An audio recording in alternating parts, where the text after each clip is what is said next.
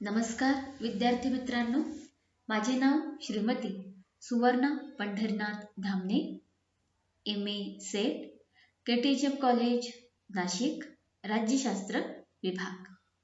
विद्यार्थ्यांनो, पदव्युत्तर द्वितीय वर्ष सेमिस्टर तिसरे या वर्गाच्या इंट्रोडक्शन टू कॉन्स्टिट्यूशन म्हणजे राज्यघटनेची ओळख या ॲडिशनल क्रेडिट 2 चा जो विषय आहे त्यामध्ये आपण आज मार्गदर्शक तत्वांचा अभ्यास करणार आहोत आणि त्या माध्यमातून राज्याची भूमिका जी आहे ती समजून घेणार आहोत.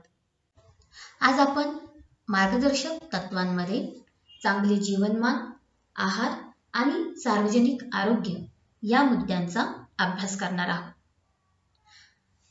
प्रत्येक व्यक्तीच्या मूलभूत गरजा आहेत आणि या व्यक्तीच्या सर्वांगीण विकासाच्या दृष्टिकोनातून त्यांची पूर्तता होणं अपेक्षित आहे. याचा अर्थ आपण ज्या समाजात राहतो त्या समाजामध्ये आयुष्याबद्दल आणि सुखी जीवनाबद्दल आपल्या सर्वांच्या काही समान अपेक्षा आहेत, ज्यामध्ये अन्न, वस्त्र, निवारा, आरोग्य, सुरक्षित जीवन मिळावं अशी सर्वांची इच्छा असते. या समान अपेक्षा आपल्याला एकत्रित जोडत असतात, पण या अपेक्षांची पूर्तता विविध समाज घटकांच्या बाबतीत वेगवेगळ्या स्वरूपात असते. त्यामुळे आपल्या सार्वजनिक आयुष्यात काही मूलभूत प्रश्न जे आहेत ते निर्माण होतात. प्रत्येकाला तसं रूप वेगवेगळं भासत असतं, परंतु आपल्या सार्वजनिक जीवनातले हे जे प्रश्न आहेत ते सोडवण्यामध्ये राज्याची भूमिका सकारात्मक असावी या दृष्टीनेच ही मार्गदर्शक तत्वे जी आहेत ती मांडली गेली आहेत. मग त्या दृष्टीने आपल्या भारतीय व्यवस्थेतील सार्वजनिक समस्या बघितल्या तर आजही चांगलं जीवनमान, आहार, सार्वजनिक आरोग्य ह्या गोष्टींचे जे प्रश्न आहेत ते ऐरणीवर आलेले आहेत. विकसित देशांच्या तुलनेत विकसनशील देशातील या समस्या गंभीर आहेत, जसे की दारिद्र्य, बेकारी, आर्थिक विषमता, निम्न दर्जाचे राहणीमान, अनारोग्य अशा समस्या त्या देशातील व्यक्ती विकासावर अडथळा निर्माण करतात आणि त्यांचे जीवनमान त्यामुळे प्रभावित होते. चांगल्या जीवनमानासाठी लोकांच्या भौतिक कल्याणात वाढ होणं अपेक्षित आहे. लोकांना वस्तू व सेवांचा अधिकाधिक लाभ मिळू लागला तर त्यांना सुख समाधानाची अनुभूती येते आणि ही अनुभूती म्हणजेच भौतिक व आर्थिक कल्याण होय.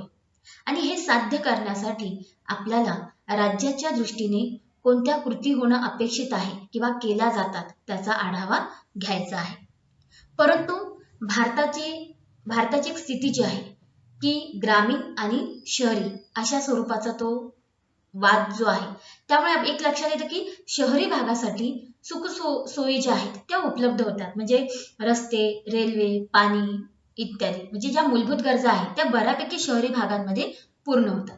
मात्र ग्रामीण भाग जो आहे किंवा दुर्गम भाग जो आहे तिथे या मूलभूत गरजांची पूर्तता होताना दिसत नाही आणि त्यामुळे आपल्याला हेही मानता येईल की आरोग्याचा जो प्रश्न आहे तो खरं तर चांगलं जीवनमान आणि आहार या दृष्टीने त्याकडे बघणं गरजेचं आहे.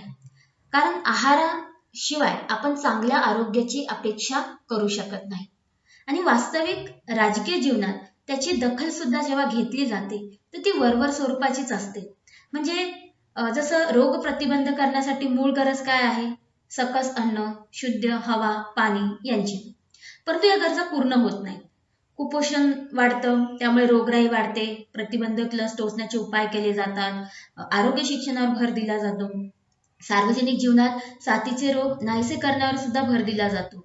परंतु जेव्हा आपण दुर्गम भाग किंवा खेड्यांचा विचार करतो तर त्यांच्यापर्यंत या आरोग्य सुविधा ज्या आहेत त्या प्रयत्न करून सुद्धा पोहोचत नाही. म्हणजे एका बाजूला शहरी पातळीवर या सोयी सुविधा उपलब्ध असतात, मात्र ग्रामीण पातळीवर या सोयी सुविधा उपलब्ध होत नाही आणि त्यामुळे सुद्धा कुठेतरी राज्याला अपयश येताना दिसून येतं. त्यानंतर बघा की सामाजिक विकास ही सुद्धा समाजास सुधारून परिवर्तन घडवून आणणारी प्रक्रिया आहे आणि सामाजिक विकासाच्या प्रक्रियांच्या समाजातील विविध ज्या समस्या आहेत किंवा विविध जे प्रश्न आहेत त्यांची सोडवणूक करून लोकांच्या वृत्ती, रूढीप्रियता, शोषण, दमन, अन्याय, अत्याचार इत्यादी इत्यादी ज्या गोष्टी आहेत त्यांची सोडवणूक करणं आणि लोकांच्या जीवनमानाचा दर्जा सुधारणं, तो उंचावणं यासाठी प्रयत्न जो आहे तो करणं गरजेचं आहे. म्हणजेच त्यांच्या भौतिक, सामाजिक, बौद्धिक, मानसिक गरजांची, आकांक्षांची पूर्तता करून त्यांच्या जीवन जगण्याच्या परिस्थितीमध्ये सुधारणा घडवून आणणं गरजेचं आहे, अपेक्षित आहे. भारतीय संविधानातील कलम 47 नुसार लोकांचा आहार आणि जीवनमान उंचावणं तसेच त्यांच्या सार्वजनिक आरोग्याची व्यवस्था सुधारणे, त्यानंतर आरोग्यास अपायकारक अशी मादक द्रव्य आणि नशिल्या पदार्थांच्या सेवनास प्रतिबंध करणं अशी तरतूद केलेली आहे. याशिवाय कलम 39 आणि 43 सुद्धा व्यक्तीच्या चांगल्या जीवनमानाच्या दृष्टिकोनातून कोणत्या उद्दिष्टांना महत्त्व द्यावं या दृष्टीने मार्गदर्शन करताना दिसतं. जसं कलम 39 मध्ये सांगितलेलं आहे की सामुदायिक पोषक ठरेल अशा रीतीने भौतिक संसाधनांचं समतामूलक वितरण करणं, सामूहिक हिताला मारक ठरेल असे संपत्ती व उत्पादन साधनांचे केंद्रीकरण होणार नाही, कामगार व बालके यांच्या आरोग्याला हानिकारक नसेल असा रोजगार मिळणं आणि कलम 43 नुसार सर्व कामगारांना वाजवी वेतन मिळेल, ज्या माध्यमातून त्यांचं चांगलं जीवनमान आणि पर्याय जे सामाजिक सांस्कृतिक संधी जी आहे ती त्यांना मिळेल. म्हणजे अशा स्वरूपामध्ये व्यक्तीचं चांगलं जीवन असावं त्या दृष्टीने आपल्या मार्गदर्शक तत्वांमध्ये तरतूद करण्यात आलेली आहे. त्यानंतरचा जो भाग येतो की चांगला आहार. आता चांगला आहार असेल तर आरोग्याची स्थिती सुद्धा जी आहे ती चांगली असते. म्हणजे आहारावर आरोग्यविषयक स्थिती अवलंबून असते. वैयक्तिक व सार्वजनिक पातळीवर व्यक्तीने स्वच्छतेची काळजी घेतली पाहिजे, ज्यामुळे त्याचं आरोग्य चांगलं राहतंय. आणि आहाराच्या दृष्टिकोनातून जे आपल्या देशामध्ये कुपोषणाची समस्या आहे किंवा उपासमारीची पण समस्या आहे, तर त्या समस्या त्या माध्यमातून दूर झाल्या पाहिजेत, यासाठी शासनाने प्रयत्नशील असावं अशी अपेक्षा आहे. आपण बघतो की शालेय पातळीवर सुद्धा शासनाने शालेय पोषण आहार ही योजना सुरू केलेली आहे. ग्रामीण भागात तळागाळातील समाजापर्यंत प्राथमिक शिक्षणाचा प्रसार व्हावा या दृष्टीने ही योजना जी आहे ती सुरू करण्यात आलेली आहे. आणि त्या माध्यमातून शैक्षणिक स्तर उंचावण्याचा जो काही प्रयत्न आहे तो केला जातो आहे. म्हणजे एक प्रकारे शिक्षण जो आहे तो, जसं आपण मागच्याच व्याख्यानामध्ये बघितलं होतं की शिक्षणाचा हक्क जो आहे तो जगण्याचा हक्क म्हणून मान्य केला गेला आहे. आणि चांगलं शिक्षण मिळालं तर ती व्यक्ती स्वतःचं जीवन देखील चांगल्या पद्धतीने विकसित करू शकते. आणि त्यामुळे शिक्षणाच्या दृष्टीने ही योजना जी आहे ती स्वीकारली गेली आहे. मग त्यात दुष्काळी भागातील जी मुलं आहेत त्यांना पोषक आहार मिळणं अशी देखील योजना या धोरणांमागे आहे.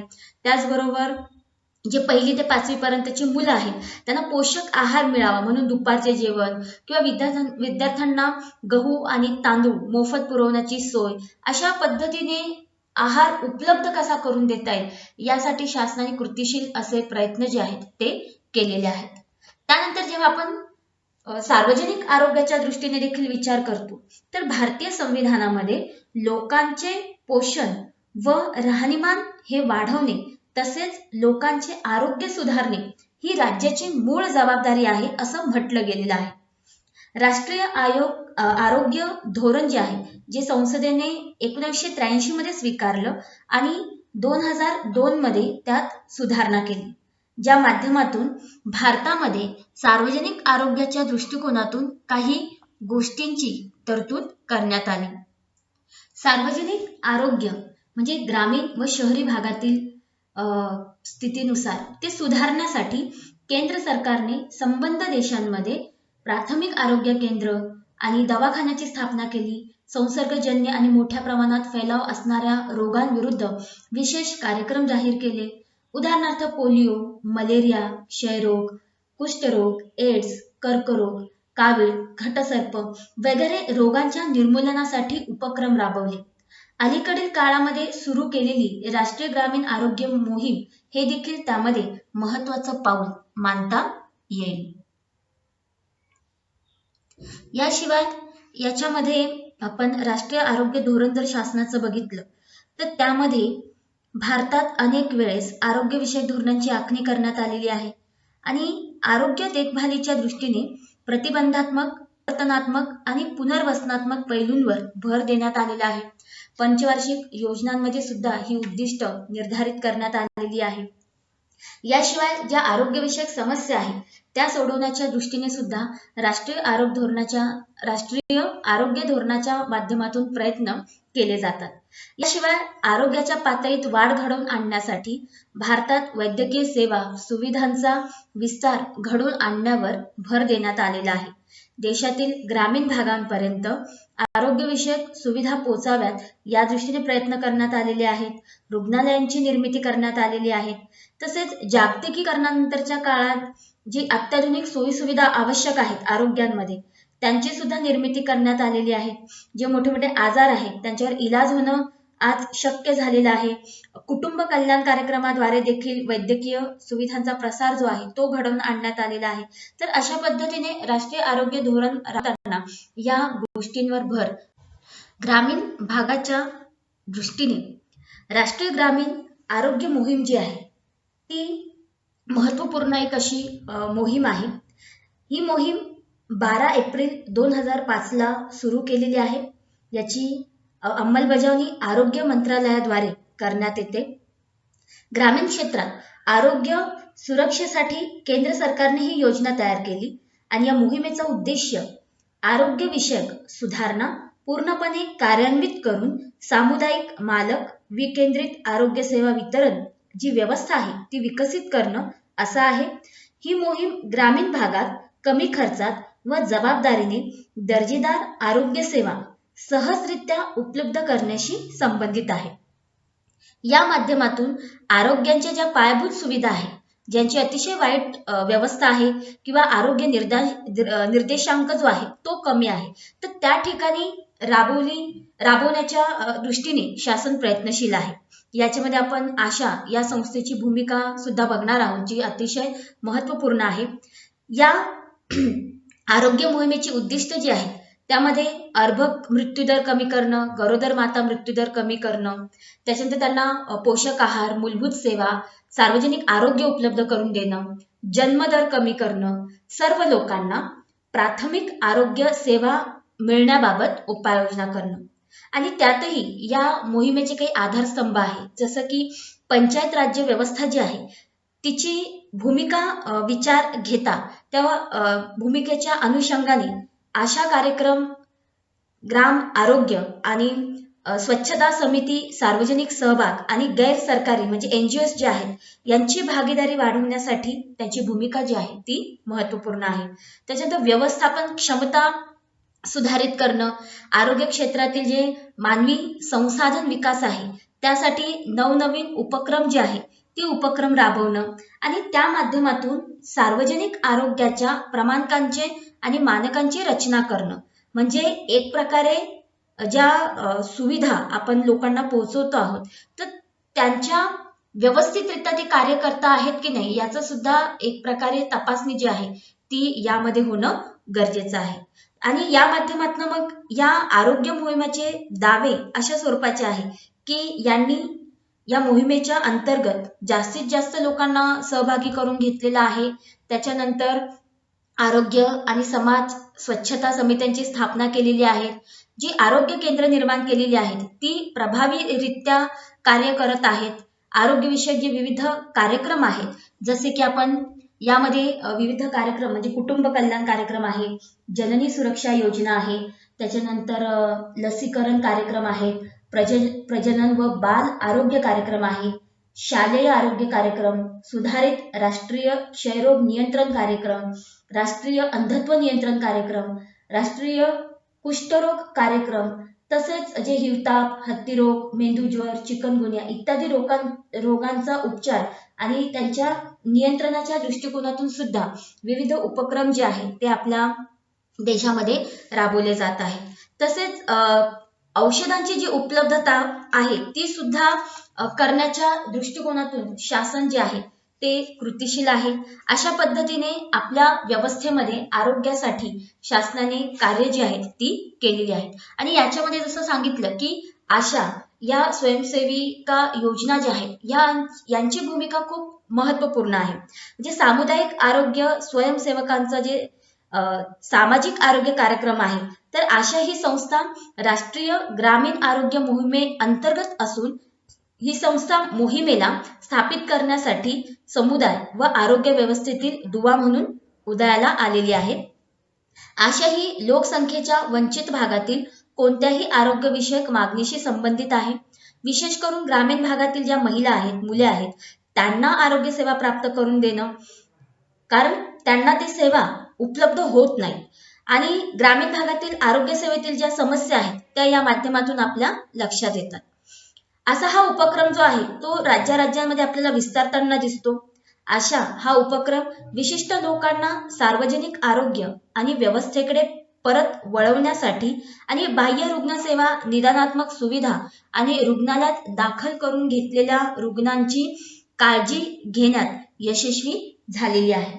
आशा ही ग्रामीण आरोग्याची आशा ठरली आहे आणि राष्ट्रीय ग्रामीण आरोग्य अभियान कार्यक्रमाअंतर्गत ही स्वयंसेवी योजना जी राबवण्यात आलेली आहे ती विशेष महत्त्वपूर्ण असल्याचे आपल्याला दिसून येते. सो अशा पद्धतीने व्यक्तीच्या चांगल्या जीवनमानासाठी, त्याच्या चांगल्या आहारासाठी आणि सार्वजनिक आरोग्यासाठी शासनाच्या माध्यमातून महत्त्वपूर्ण अशी धोरणं जी आहेत ती राबवली जातात. कारण आपल्या भविष्याच्या दृष्टिकोनातून किंवा व्यक्तीच्या विकासासाठी ह्या गोष्टी मूलभूत स्वरूपाच्या आहेत आणि ह्या प्राथमिक स्वरूपाच्या ज्या गरजा आहेत त्या जर पूर्ण झाल्या तर आपण आपल्या बाकीच्या ज्या समस्या आहेत त्या समस्यांवर मात करू शकतो. आणि म्हणूनच मार्गदर्शक तत्वांमध्ये भारतातील प्रत्येक नागरिकांसाठी ही उद्दिष्ट जी आहे ती साध्य करणं ही शासनाची जबाबदारी असल्याचं आपल्याला दिसून येतं. धन्यवाद.